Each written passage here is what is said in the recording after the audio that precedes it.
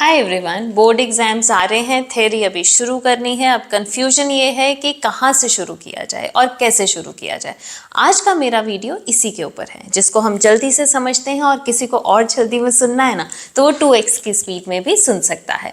अब मैं आपसे ये बताना चाहूँगी कि किस तरह से हम अपनी पेंटिंग की थ्योरी को स्टार्ट करें, क्योंकि कुछ स्टूडेंट्स ने एक बार सब रिवाइज कर लिया होगा और कुछ ऐसे भी होंगे जिन्होंने भी स्टार्ट करना होगा और कुछ ऐसे भी होंगे जिनको सब बहुत कंफ्यूजिंग लग रहा होगा, कुछ को स्पेशल टिप्स चाहिए होंगी। अब इन सब का सॉल्यूशन इस एक वीडियो में है। सो 30 on 30 मार्क्स के लिए तैयार हो जाएं end of course easy way में।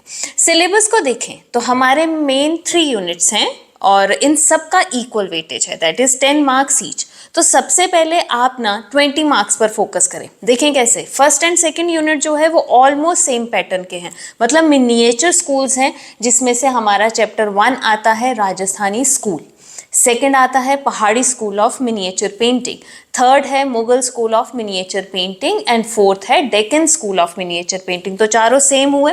अब नेक्स्ट स्टेप आता है कि इन चैप्टर की फर्दर डिवीजन का, कि चैप्टर को किस तरह से लर्न करना है। तो किसी भी चैप्टर की लर्निंग से पहले ये देखें कि आपको क्वेश्चंस कैसे फ्रेम होते हैं ना उस पर्टिकुलर चैप्टर में से, जो कि हम इन 2 यूनिट्स को देखें तो इनमें हमसे जो पूछा जाता है या हमको जो लर्न करना है वो है पहला ओरिजिन एंड डेवलपमेंट, दूसरा है कैरेक्टरिस्टिक्स और तीसरा है पेंटिंग्स। अब समझते हैं कि इन सबको लर्न कैसे करना है। पहला ओरिजिन एंड डेवलपमेंट हुआ। अब किसी भी चैप्टर का ओरिजिन एंड डेवलपमेंट का मतलब है कि वो स्कूल कब शुरू हुआ, कैसे शुरू हुआ, किस तरह की पेंटिंग्स बनी और कब उसका डिक्लाइन हुआ।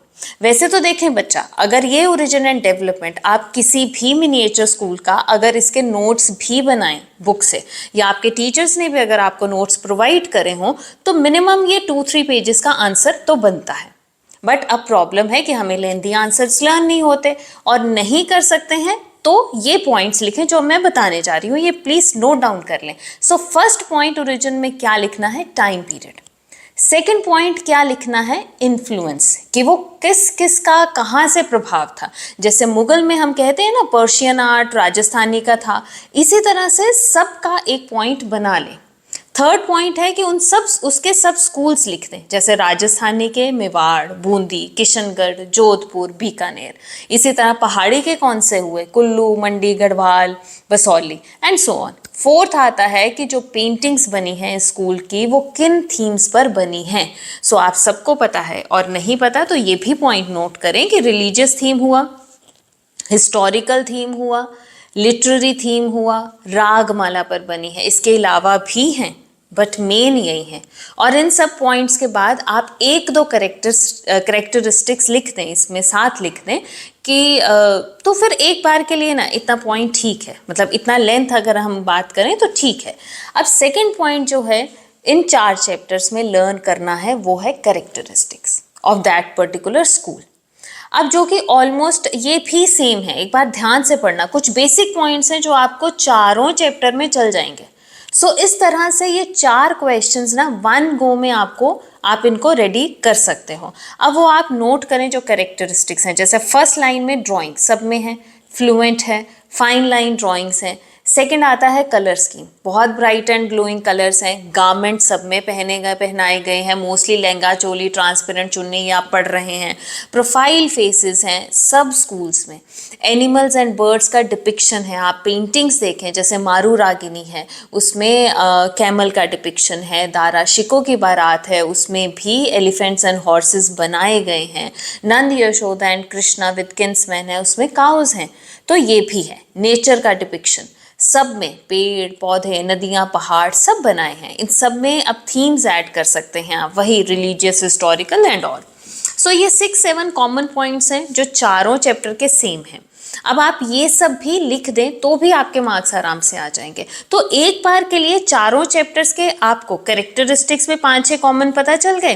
अब आती है टर्न पेंटिंग्स की, जो आपको लर्न करनी है।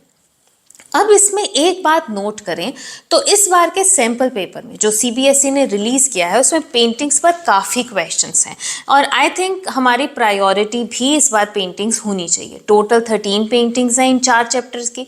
सबसे पहले आप सब प्लीज़ सिलेबस चेक कर लें। इस बार भी जब मैं बोर्ड प्रैक्टिकल्स लेने अलग अलग स्कूल्स में जा रही थी ना, तो मैंने ये देखा कि बच्चों को जब पूछा जाता है कि any one painting from Mughal, तो वो पेंटिंग इंक्लूड कर रहे थे जो सिलेबस में ही नहीं है। सो इस चीज़ को सबसे पहले आप देख लेना कि जो पेंटिंग सिलेबस में है वो ही लर्न करनी है। कुछ बुक्स में वो भी हैं जो इंक्लूडेड नहीं है, या मे बी कुछ स्टूडेंट्स पुराने एडिशन की बुक पढ़ रहे होते हैं, सो कन्फ्यूजन हो जाता है। बट वो आप सब एक बार प्लीज़ चेक कर लीजिए, नहीं तो सिलेबस का वीडियो भी आप चेक कर सकते हैं, आप चैनल पर अपलोडेड है। पेंटिंग्स के सेक्शन में से क्वेश्चन कैसे फ्रेम होंगे ये समझें पहले। सबसे पहले आपको नेम ऑफ द पेंटिंग आना चाहिए, आर्टिस्ट नेम आना चाहिए। वो एक टेबल बना लें एंड लर्न कर लें, क्योंकि ज़रूरी नहीं है कि आपको नेम लेकर डायरेक्ट पूछा जाएगा किसी पेंटिंग में बारे में। वो ऐसे भी पूछ सकते हैं कि name any one crowded composition from Mughal school, name any one painting from Rajasthani which is the epitome of female beauty and elegance, like this. ऐसा कई क्वेश्चंस फ्रेम होंगे। फिर हमसे पूछा जा सकता है medium and technique of the painting. फिर क्वेश्चन बन सकता है compositional arrangement and subject matter, then aesthetic beauty and parameter, फिर human life value and then case based study question या कॉम्पिटेंसी बेस्ड क्वेश्चन। ये टाइप्स के क्वेश्चन जो बोले हैं ना, उनको लर्न आपको बेसिकली 13 पेंटिंग्स ही करनी है। टेबल करना है, डिस्क्रिप्शन करना है। लर्न करने के बाद इनको कैसे लिखना है वो भी मैं आपको समझाऊंगी, बट एक अलग वीडियो में। अब चलते हैं यूनिट 3 की तरफ, नेक्स्ट 10 मार्क्स की तरफ फोकस करें। तो यूनिट 3 को भी हम पार्ट्स में समझेंगे। इस यूनिट को फर्दर हम 4 टॉपिक्स में डिवाइड कर सकते हैं। पहला है इंडियन नेशनल फ्लैग, दूसरा है बंगाल स्कूल, तीसरा है contribution of Indian artist in the struggle for national freedom movement, और चौथा है modern trends in Indian art. पहला इंडियन नेशनल फ्लैग, इसमें हमको 3 स्टेजेस करनी है, 1906, 1921, 1947, और 1947 का सिंबॉलिक सिग्निफिकेंस। फिर पार्ट 2 बंगाल स्कूल में हमको रीजन एंड डेवलपमेंट, उसके कैरेक्टरिस्टिक्स और उसकी 4 पेंटिंग्स करनी है। Contribution of Indian artist in the struggle for national freedom movement में मेन आप 2-3 आर्टिस्ट करके जा सकते हैं और उनका थोड़ा सा इंट्रोडक्शन कर लें, जिसमें आप अवनींद्रनाथ टैगोर की भारत माता, अमृता शेरगिल की भारत माता, नंदलाल बोस की महात्मा गांधी की पेंटिंग, या टिलर ऑफ सॉइल, ये आप डिस्कस करके जा सकते हैं। 2-3 आर्टिस्ट भी आप इनमें कर लें, दैट इज़ इनफ। अब आते हैं 4th पार्ट आता है modern trends in Indian art, जिसके अंडर आगे 3 सेगमेंट्स हैं। पहला है मॉडर्न पेंटिंग्स, दूसरा है modern graphic prints and third है मॉडर्न स्कल्पचर। इसमें भी आगे 4-4 आर्ट वर्क्स हैं जो इंक्लूडेड हैं। सो इस तरह से आपको ये भी लर्न करके जाने हैं। इसमें हर एक का एक वीडियो अलग अलग मैंने विद डिस्क्रिप्शन अपलोड किया हुआ है आप सबकी अंडरस्टैंडिंग के लिए। अब इस वीडियो में हमने क्या समझा वो ये कि किस तरह से हमने एक माइंड मैप बनाते हुए अपना थियोरी कवर करना है।